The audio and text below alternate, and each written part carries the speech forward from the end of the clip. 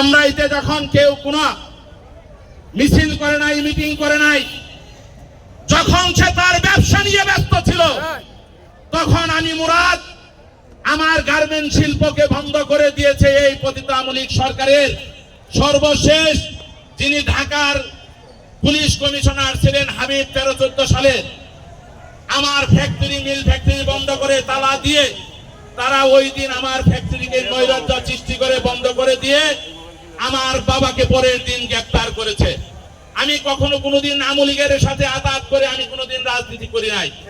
আমি আমার ব্যবসায়িক জীবনে আমার রাজনৈতিক জীবনে আমি কোনোদিন সন্ত্রাস চাঁদাবাজির সাথে কখনো কোনোদিন আপোষ করি নাই এবং নিজে কখনো কেউ কোনোদিন যদি কেউ বলতে পারে, ধামরাইয়ের কোনো ব্যক্তি যদি বলতে পারে, একটা লোক যদি প্রমাণ করে দিতে পারে আমি মুরাদ কোন সন্ত্রাস চাঁদাবাজির সাথে জড়িত, আমি এই ইফতারের পূর্ব মুহূর্তে প্রত্যেকটা সাংবাদিক, এইখানে আমার ডান পাশে আলেম, বাম পাশে আমার পিতৃতুল্য মুরব্বী, সামনে আমার সমবেত যত মুরব্বিয়ান ভাই আছেন, আমি তাদেরকে সাক্ষী রেখে বলতেছি আমি স্বইচ্ছায় আমি স্বপ্রণোদিতভাবে আমি আমার রাজনৈতিক জীবন থেকে আমি ইস্তফা দিব।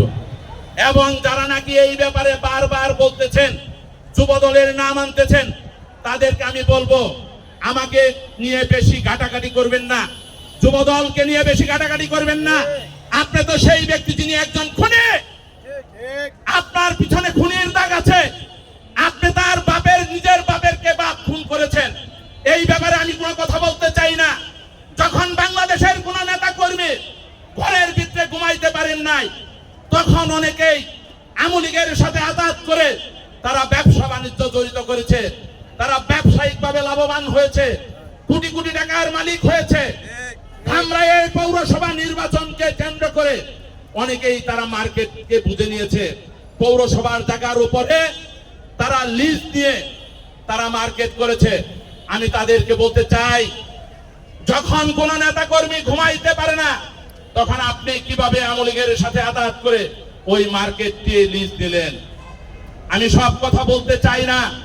চাঁদাবাজি কারা করে, সুয়াপুরের ইউনিয়নে কারা করে, রুয়াইল ইউনিয়নে কারা করে, বালিয়া ইউনিয়নে কারা করে, গাঙ্গুটে শৃঙ্খলা বাহিনীকে বলবো আমার মুরাদের কথা নয়, কোন ব্যক্তি বিশেষের কোন কথা নয়। আমরা শহীদ জিয়ার আদর্শকে রাজনীতিতে ধারণ করেছি।